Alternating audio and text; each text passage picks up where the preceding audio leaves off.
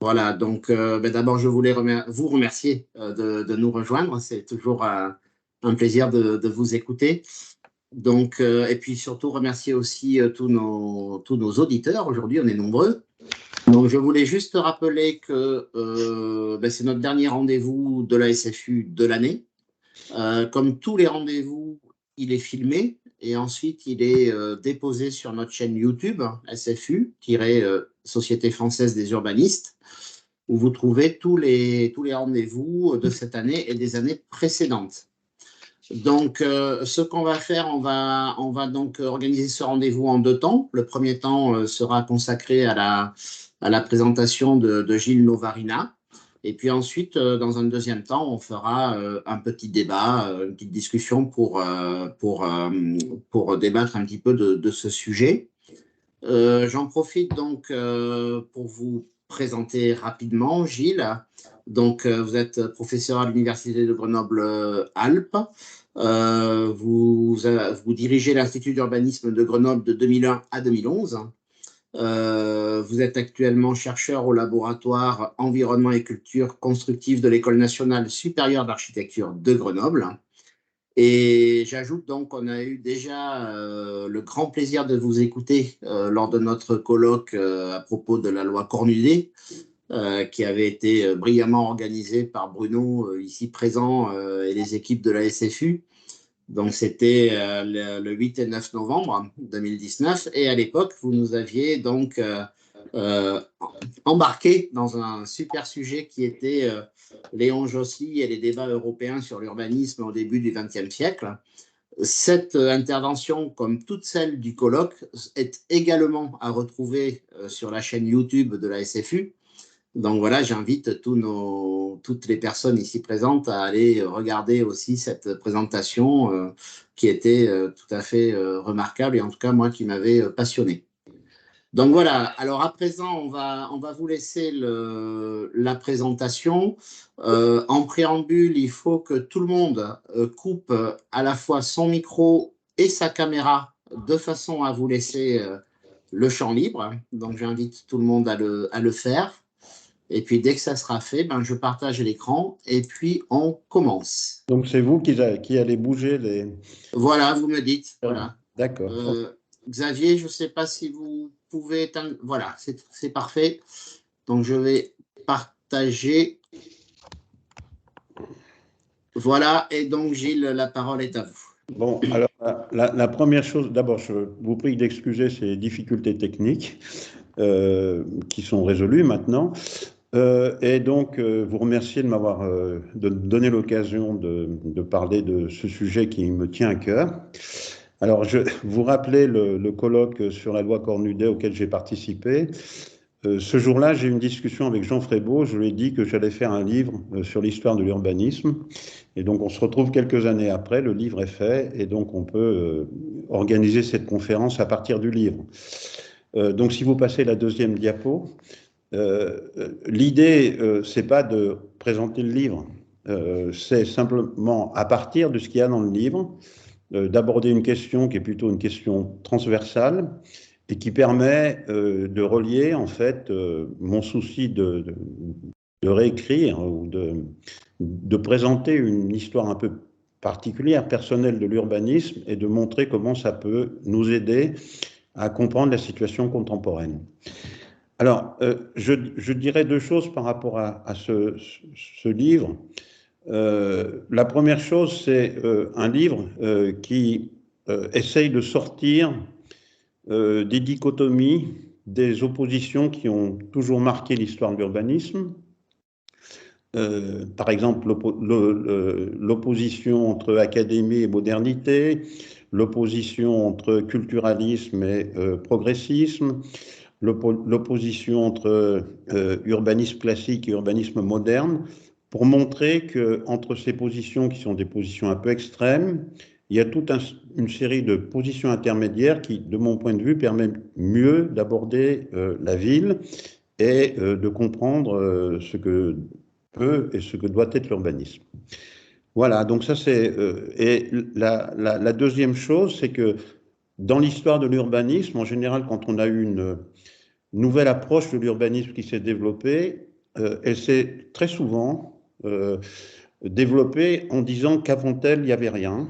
Et donc, le propos de ce livre, c'est aussi de montrer qu'il y a un fil conducteur dans les différents moments de l'histoire de l'urbanisme, et que ce fil conducteur, on peut essayer de le décrire en reconstruisant cette histoire. Voilà, donc ça c'était juste pour donner un certain nombre de caractéristiques de la démarche que j'ai essayé de mener en écrivant ce livre. Donc je veux bien que vous changiez la diapositive. Je vais donc faire une intervention qui va être une intervention en 3 temps. D'abord, on est aujourd'hui dans une situation où on invente régulièrement de nouveaux concepts pour parler de la ville. On a parlé de la ville durable, de la ville résiliente et de la ville en transition. Et donc, je pose la question de savoir si on peut imaginer qu'il y a un nouveau modèle d'urbanisme. Je poserai simplement la question, je n'y répondrai pas tout de suite. Après, pour répondre à cette question, c'est important de savoir ce qu'il y a eu comme modèle d'urbanisme qui ont précédé les débats contemporains. Et donc, c'est là où j'essaierai d'expliquer ce que peut nous apprendre l'histoire. Et donc, je finirai sur comment on doit revisiter les modèles à l'heure de la transition écologique. Donc, voilà le plan de mon intervention. Donc, je vous prie de changer. Donc, le premier point, on peut passer. Donc, il y a plusieurs personnes, plusieurs auteurs, plusieurs chercheurs, mais aussi de nombreux praticiens qui pensent qu'avec la montée en puissance des contraintes environnementales, le défi du changement climatique, etc., on a eu un tournant dans la façon d'aborder l'urbanisme. Par exemple, Syria Emelianov, qui est une professeure d'urbanisme au Mans, parle d'un tournant urbanistique. Antonio D'Acunha, qui est un professeur, qui a été professeur à Lausanne et qui a monté le master d'urbanisme de l'Université de Lausanne, développe à peu près la même idée. Et je nie pas que les thèmes de la durabilité, la résilience, la transition écologique amènent à poser des questions nouvelles quand on envisage d'organiser la ville existante ou de l'étendre. Mais une des questions qui se pose, c'est de savoir si ces nouvelles questions permettent de parler d'un nouveau modèle d'organisation de la ville. Et donc, on a peu de références en la matière, mais il y a une chercheuse italienne qui s'appelle Oriana Codispotti, qui a travaillé sur la question des formes urbaines et de la soutenabilité, de la durabilité, en travaillant sur les écoquartiers. Donc, je vous prie de changer la diapo, s'il vous plaît. Là, vous avez donc, elle a fait à cette occasion-là un atlas des formes urbaines. Elle a travaillé sur différents écoquartiers, les plus anciens, sa recherche est un peu ancienne. Elle a travaillé sur différents quartiers européens, en Hollande, en Grande-Bretagne, en Finlande. Et quand on regarde ces différentes images, on constate qu'il y a une très grande diversité des formes urbaines qui sont retenues dans les écoquartiers. La première image, par exemple, qui est Ecolonia, aux Pays-Bas, on a plutôt de l'habitat individuel ou de l'habitat intermédiaire en bande, avec des formes qui rappellent l'organisation des Garden City ou des cités-jardins dans les années 1920-1930. Quand on regarde Greenwich Millennium, où sont intervenus à la fois Richard Rogers et Ralph Erskine, on a des îlots ouverts. Quand on regarde l'exemple finlandais, on a plutôt de l'habitat en bande qui est implanté perpendiculairement aux voiries. Et quand on regarde la caserne de Bonn, dont l'architecte était Christian de Wiener avec Actis, on a encore une fois des îlots ouverts, au moins dans la première partie de ce quartier. Je vous demande de passer l'image suivante. Vous avez d'autres exemples, je ne vais pas les développer, mais par exemple, dans un autre écoquartier hollandais, on a plutôt une implantation libre des constructions qui n'est pas sans rappeler la modernité. Cette étude date un peu, et quand on regarde les derniers écoquartiers, on a de plus en plus de formes urbaines qui rompent avec les modes d'organisation traditionnels de la ville et qui se rapprochent de ce qu'a été l'urbanisme moderne. Je ne vais pas entrer en détail dans toutes les choses, ça on peut passer, vous avez toutes les données sur cette étude avec les architectes, les habitants, les différentes formes urbaines, donc on passe aussi. Et en fait, quand on regarde un peu, on fait un bilan de cet atlas des formes urbaines des écoquartiers, mais on peut généraliser ça aux opérations d'urbanisme durable, il y en a d'autres, il y a des écocités, etc., etc. On a quand même le constat qu'il y a une grande diversité des formes urbaines, que ces opérations sont un peu fermées sur elles-mêmes et qu'on a le risque d'avoir une ville qui est caractérisée par la fragmentation. Et là, on peut reprendre les analyses qui ont été faites par différents urbanistes, italiens, français, américains. Tous insistent sur le fait que la ville contemporaine, déjà dans ses extensions urbaines, a plutôt un caractère de patchwork, c'est-à-dire de modes d'organisation urbaine qui sont juxtaposés plus qu'intégrés dans un projet qui est un projet global. On peut dire que ce type d'opération participe à cette fragmentation ou à cette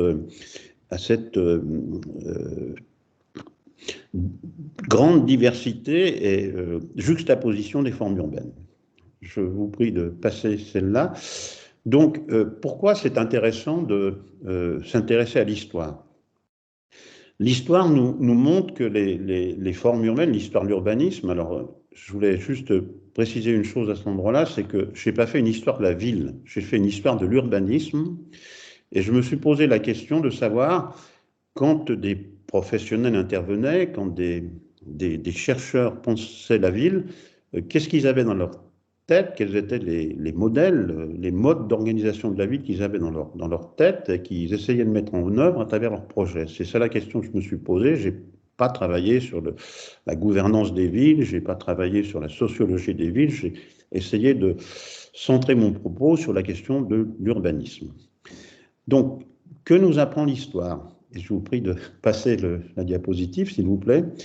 Donc, j'ai essayé dans ce livre de montrer que dans l'histoire de l'urbanisme, je ne suis pas remonté au grec ou à l'Antiquité, je suis parti de la Renaissance, parce qu'il me semblait qu'à ce moment-là, il y avait une inflexion de l'approche de l'architecture et de l'urbanisme qui était importante.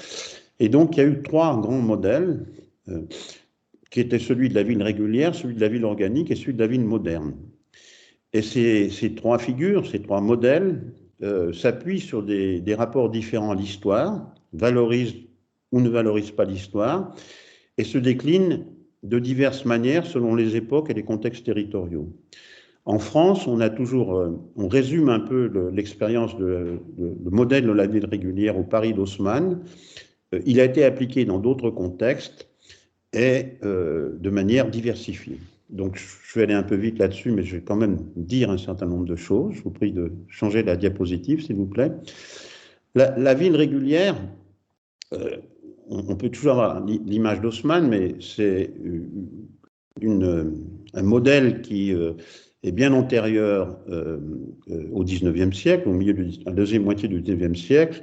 Il remonte à la Renaissance, il s'applique d'abord à la seule architecture, il est mis de manière systématique dans les plans de la ville baroque entre le XVIIe et le XVIIIe siècle, et puis après il est appliqué de manière pragmatique par Haussmann à Paris ou systématique par Cerda à Barcelone ou Wagner à Vienne.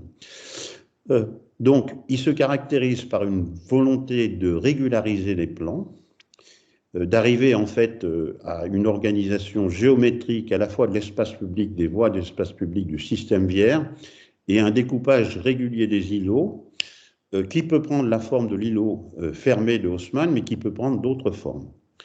Alors, je voudrais qu'on passe à la diapositive suivante, s'il vous plaît. Il prend des formes différentes selon les contextes politiques dans lesquels il est appliqué. Si on prend par exemple la ville baroque, donc Turin est un exemple, au XVIIe et XVIIIe siècle, on a une ville qui est une ville faite de grands tracés, dessinés par des architectes, et qui est caractérisée par une grande continuité urbaine. On n'a pas une fragmentation en îlots comme on peut avoir dans la ville haussmannienne, par exemple, dans le modèle haussmannien. Cette possibilité pour le pouvoir politique d'imposer cette régularité s'explique parce qu'on est dans un état absolutisme dans lequel les gens qui viennent s'installer dans cette nouvelle capitale du royaume de Piémont-Sardaigne sont des nobles qui doivent vivre à Turin auprès du duc de Savoie et puis du roi de Piémont-Sardaigne s'ils veulent exister. Ça fait partie en fait des règles de vie dans la société du XVIIe et du XVIIIe siècle. Donc, il y a un assujettissement des gens qui veulent construire à la figure du duc et à la figure du roi. C'est une situation particulière et donc on connaît les architectes qui ont dessiné cette ville, non seulement les bâtiments, mais aussi les espaces publics à travers les alignements de façade. Si on passe à la diapositive suivante, je vais aller aussi très vite là-dessus, si on passe au Paris du baron Haussmann, on est dans une situation profondément différente, en ce sens que même si Napoléon III est un homme qui a un pouvoir politique étendu, il n'a pas les mêmes rapports avec les grands propriétaires immobiliers, les investisseurs immobiliers, les banquiers, les familles commerçantes ou les familles industrielles qui vont construire des immeubles à Paris. Et donc, l'action publique se limite au tracé des voies des espaces publics. Les ingénieurs prennent le dessus sur les architectes. Et il y a des règles de constitution de l'îlot, mais chaque investisseur immobilier a la responsabilité de construire un bâtiment qui s'intègre dans un îlot fermé à travers le règlement de voirie qui est mis en place par Haussmann. Et donc, on est dans une situation politique différente, même si la forme de la ville, la forme d'une ville régulière, mais une ville régulière qui est beaucoup plus fragmentée que la ville baroque qui l'a précédée. Et troisième déclinaison de la ville régulière, c'est Cerdà à Barcelone, qui lui intervient dans un contexte où la question du logement commence à devenir une question importante. Je rappelle qu'Haussmann ne se préoccupait pas du logement. Il pensait que la construction des logements relevait soit de l'initiative privée, soit de l'initiative d'associations philanthropiques, et que ce n'était pas du domaine de la compétence du public de le faire. Cerdà commence à poser la question du logement, commence à poser la question de la qualité des logements, et donc il propose à la fois un plan de ville régulière qui est beaucoup plus systématique que celui d'Haussmann, avec quand même une caractéristique, c'est qu'il distingue la restauration du centre ancien et l'extension. On le voit sur le plan de Barcelone. Il n'applique pas les règles de régularité au centre ancien. Et donc, il propose un système beaucoup plus ouvert, où la végétation joue un rôle important, même si elle joue un rôle important chez Haussmann et chez Alphand. Donc, il propose un système beaucoup plus ouvert que le système haussmannien. Donc, on voit bien que selon les contextes, ce modèle peut prendre des formes ou des modalités d'application qui sont différentes. Je passe là-dessus, mais je veux dire, Cerdà est un homme important, notamment parce qu'il donne la première définition de l'urbanisme et qu'il explique bien quels sont les rapports il centre la question de l'urbanisme sur la question des formes urbaines, mais il dit que quand on s'intéresse à la question des formes urbaines, on ne peut pas se désintéresser des questions sociales et économiques. Le deuxième moment, c'est celui de la ville organique, qui commence avec Camille Aucite, Raymond Unwin, Marcel Poët, Pierre Lavedan, et qui insiste sur deux choses. Sur le fait que on ne peut pas appliquer les mêmes règles d'organisation spatiale de la ville, quels que soient les contextes, et qu'il faut se placer en continuité avec une évolution de la ville qui a traversé l'histoire. Donc, on a un courant d'idées qui valorise la ville historique, c'est-à-dire la ville qui nous a précédés, qui va chercher dans cette ville historique des références, des précédents, des éléments qui peuvent constituer un modèle. On peut passer à la diapositive suivante.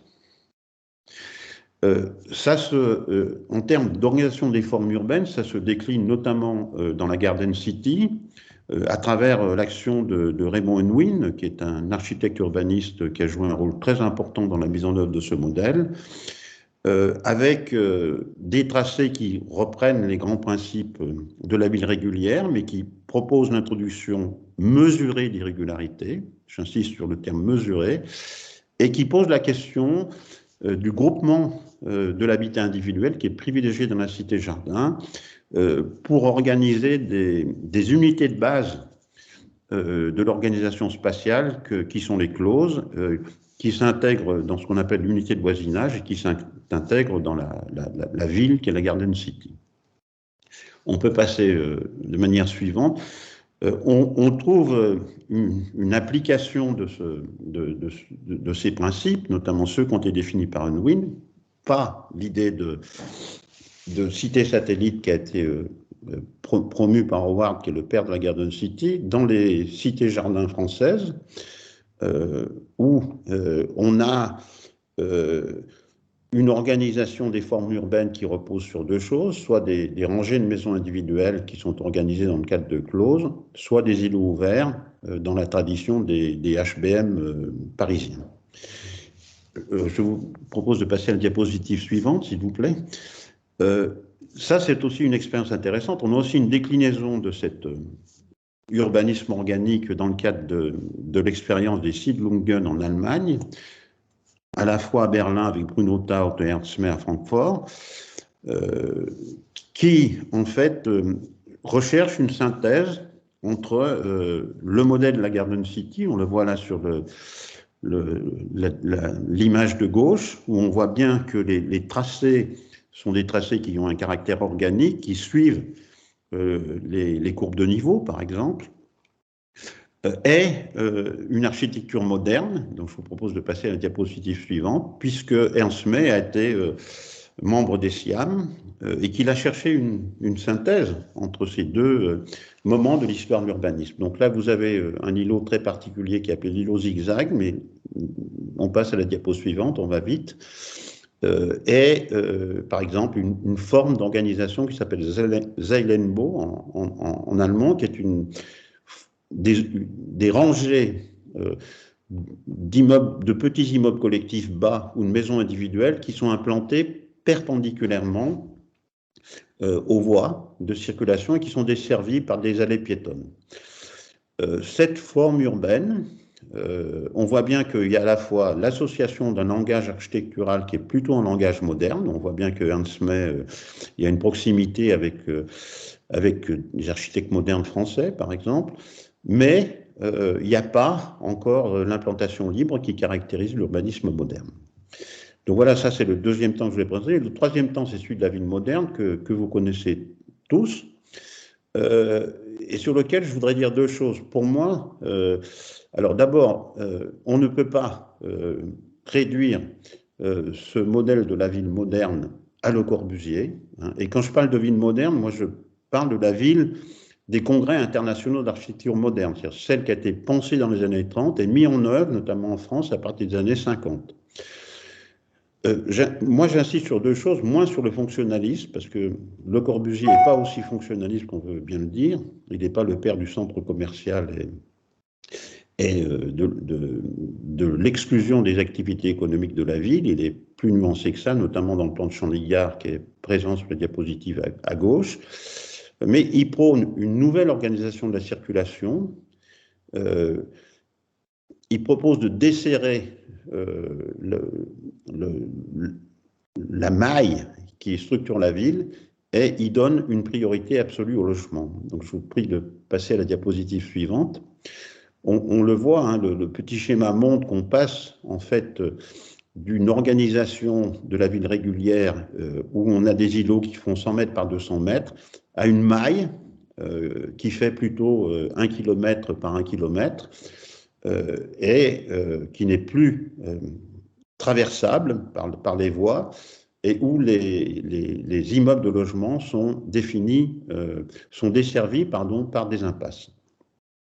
Et donc, on a plutôt des quartiers qui se ferment sur eux-mêmes et qui tournent le dos à la ville, puisque Le Corbusier propose de séparer les unités d'habitation, des unités de voisinage, les ensembles de logements, par de la verdure ou par des parkings ou par des équipements qui sont des équipements annexes par rapport à la ville.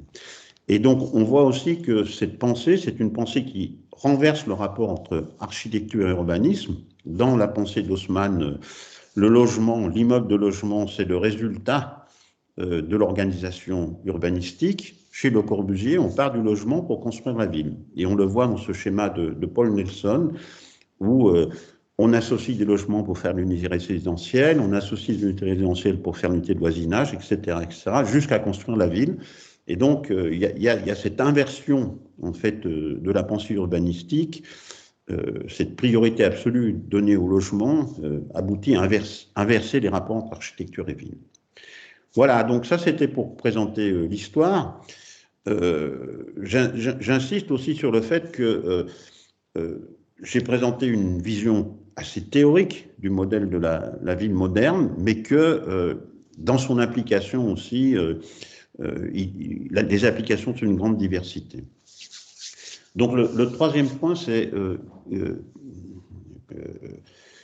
j'ai expliqué que de mon point de vue, parce qu'il se préoccupe peu, parce qu'il ne se préoccupe peu, pardon, des formes urbaines, que les modèles qui sont en cours de constitution sur la ville durable, sur la ville en transition, sur la ville résiliente, il n'y a pas encore un véritable modèle urbanistique.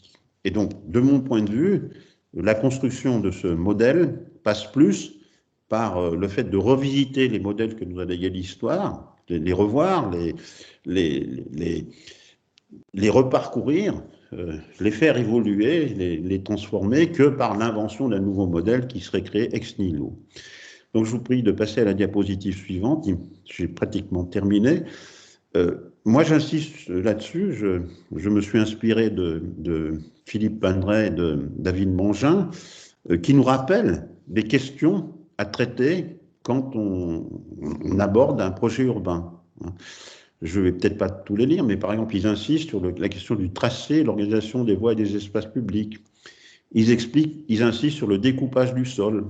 Est-ce qu'on met en place des rangées, des îlots, des secteurs, des macro-lots? Quelles sont les dimensions de ces îlots? Et puis après, il y a l'implantation des constructions, le choix des typologies bâties, l'implantation de la végétation, l'organisation des fonctions, les équilibres entre spécialisation et mixité, l'implantation des équipements et des services et la question des différentes échelles de centralité, les équilibres entre différentes catégories de logements et comment accueillir les activités économiques en ville. C'est les grandes questions que se posent tous les urbanistes quand ils construisent des projets urbains. Pas forcément toutes ces questions, parce qu'il y en a qui se posent dans certains contextes et dans d'autres non. Et on voit bien qu'avec les enjeux de durabilité et de transition écologique, il y a de nouvelles questions qui se posent. Il y a la question de la préservation et de la mise en état de la biodiversité et qui passe éventuellement par une mise en réseau des espaces naturels. Il y a la question des équilibres entre différents modes de déplacement, même si on adopte un mode d'organisation de la voirie des espaces publics qui rappelle celui de la ville régulière, on ne peut pas organiser la voie comme on l'a organisé jusque dans les années 80, parce qu'aujourd'hui, la question de la coexistence entre différents modes de déplacement, la marche à pied, les deux roues, les transports en commun, les voitures particulières, se pose de manière nouvelle. Il y a des questions qui ont trait aux consommations énergétiques, il y a des questions qui ont trait à la lutte contre les îlots de chaleur, et il y a des questions qui ont trait à l'écoulement des eaux à l'intérieur du tissu urbain. et à la lutte contre l'imperméabilisation des sols. Ce sur quoi j'insiste, c'est qu'aujourd'hui, on a tendance à regarder la partie droite de la diapositive et à dire que ces questions sont devenues prioritaires. Et moi, j'insiste sur le fait que ces questions-là ne remplacent pas celles qui sont posées avant, qu'on doit toujours se poser la question de l'organisation des voies des espaces publics. Et donc, une des critiques que je fais à certaines formes d'urbanisme durable, c'est le fait, par exemple, que on ne prend pas en compte la question de l'organisation des voies des espaces publics et la question de la liaison entre des nouveaux quartiers qu'on constitue avec le reste de la ville.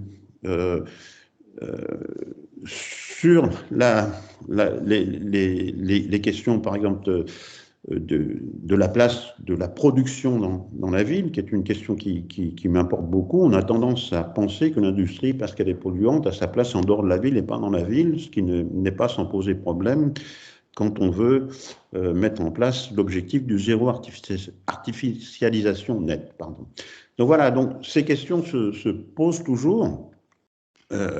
Et donc, alors qu'un certain nombre de gens ont tendance à nous dire qu'on est passé dans un autre monde et qu'il faut arrêter de poser les questions qui sont les questions qui ont structuré la pensée urbanistique pendant des années.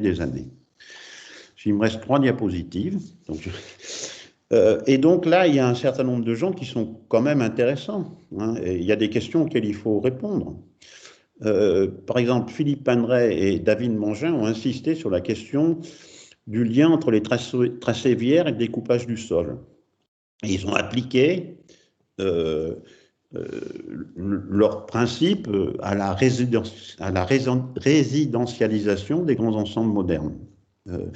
Ils ont donc préconisé de faire passer des voies dans les quartiers modernes, de les faire traverser par des voies et de redécouper le sol avec l'idée que plus on a un découpage du sol en petits îlots, plus on a un espace urbain qui peut accueillir des transformations, des modifications. Donc, ils ont remis au goût du jour la question du découpage, et donc cette question-là est une question auquel il faut répondre.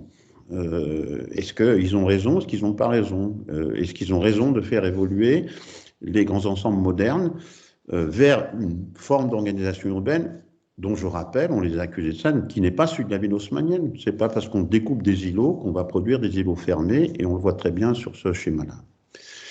Je vous prie de passer encore à la dernière diapositive. Vous avez tout le débat sur les îlots ouverts, notamment porté de manière assez intelligente par Christian de Pont-Parc, avec une fougue importante quand il a parlé des 3 âges de la ville.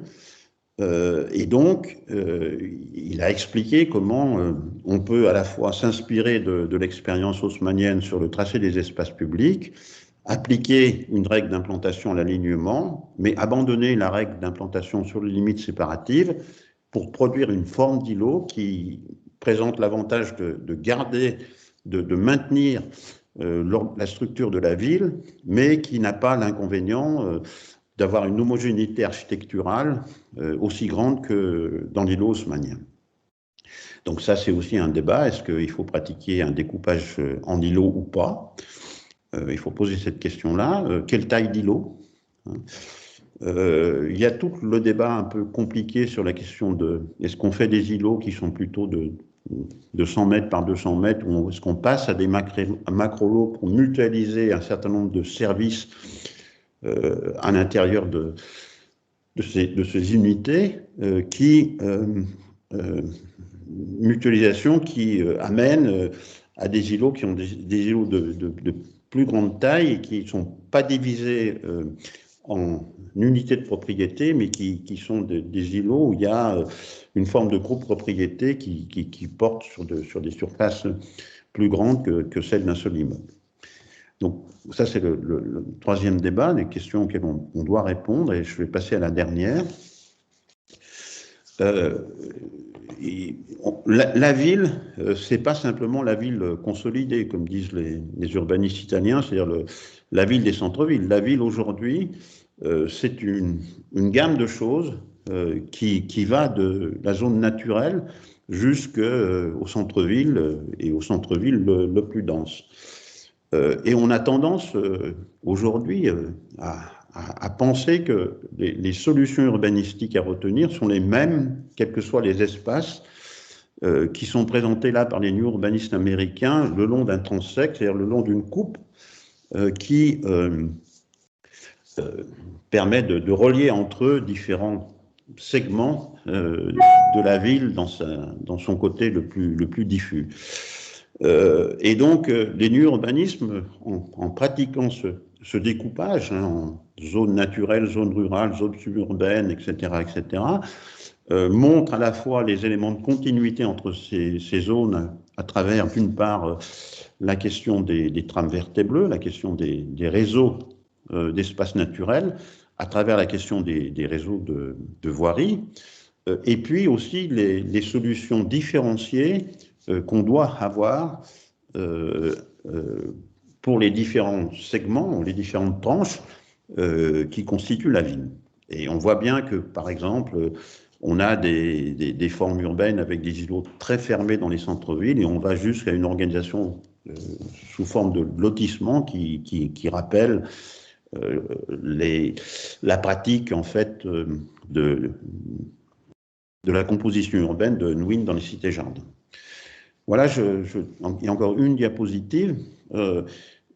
Un des grands intérêts des new urbanismes est un courant qui est né aux États-Unis dans les années 90, qui se rapproche beaucoup du courant du projet urbain en France, dont j'ai cité deux exemples, Padre-Mangin d'une part et Pozzo Park de l'autre, ou du courant de la typomorphologie en Italie, Rossi et Monino. Insiste sur deux choses qui sont peu pratiquées par les Français, qui sont d'une part, les unités de base de la vie urbaine, à travers la question de l'unité de voisinage, qui revisite, en expliquant par exemple qu'il faut que les unités de voisinage soient traversées par de la voirie, avec des véhicules qui roulent de manière apaisée, qui coexistent avec des piétons, et qui explique que les unités de voisinage, s'il peut y avoir des équipements publics au centre, notamment les équipements sportifs ou les écoles maternelles, doivent plutôt reporter sur leur périphérie les équipements commerciaux, les autres équipements publics qui ne peuvent fonctionner et vivre qu'en relation avec d'autres unités de voisinage. Donc voilà, on a là aussi un certain nombre d'éléments qui nous permettent en fait de réfléchir aux unités de base de la vie urbaine.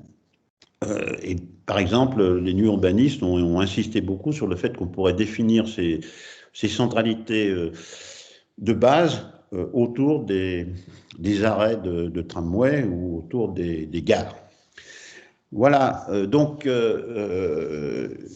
j'ai essayé de montrer comment, dans une situation contemporaine, un certain nombre d'urbanistes peuvent à la fois s'inspirer des modèles qui les ont précédés et intégrer des questions nouvelles dans la réflexion urbanistique.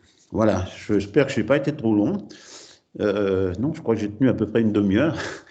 Je vous remercie de votre attention et on m'a demandé quelles sont les questions qu'on pourrait me poser. Moi, je pense que la discussion est ouverte. Je n'ai pas la science infuse. Je suis très ouvert à la discussion et à la critique. Très bien, merci beaucoup Gilles, c'était fantastique, un voyage un peu express.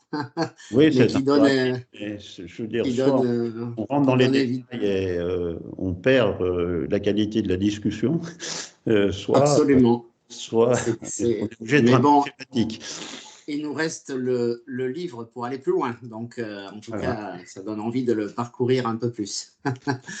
Très bien, ben, écoutez, merci. Tout le monde a été très sage, hein, donc merci aussi à tous les auditeurs d'avoir respecté les consignes. Mais maintenant, vous pouvez tous rallumer vos caméras, vos micros et tout ce que vous voulez pour entamer une petite discussion.